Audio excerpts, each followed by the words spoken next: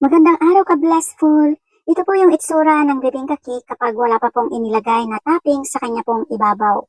Ito po ay dry po siya at malalaman mong luto na ito kapag mayroon ka pong nakikita sa ibabaw po niya na batik-batik na kulay brown. At para sigurado ay itry din po natin na kumuha ng toothpick at iyon kapag nilubog po natin at wala pong sumama sa toothpick, ibig sabihin ay luto na po yung ating pong binibake. At sa mga nagtatanong kung ano daw po yung nilalagay ko sa ibabaw ng aking pong bibingka cake ay ito po ay condensed milk. Naglalagay lamang po ako dyan ng konti. Kung ayaw mo naman po ng medyo matamis na kakanin, ay konti lang po yung ilalagay sa ibabaw po niya.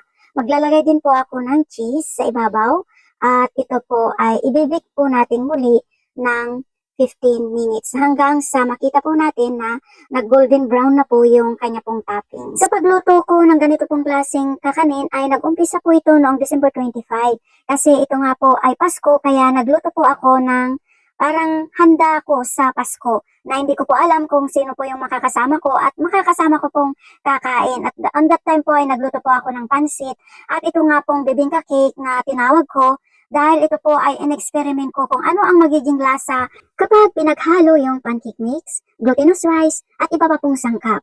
I-steam ko sana ito kaya lang sa oras na yon ay naghihingalo na yung gas stove. Kaya ang ginawa ko po ay nilagay ko po sa oven. Nung maluto na po ito, ay napansin ko na yung ibabaw ng niluto ko po ay dry. Kaya naisipan kong maglagay ng condensed milk sa kanya pong ibabaw at ginadgad na keso. Binalik ko sa oven para maluto naman po yung nasa ibabaw.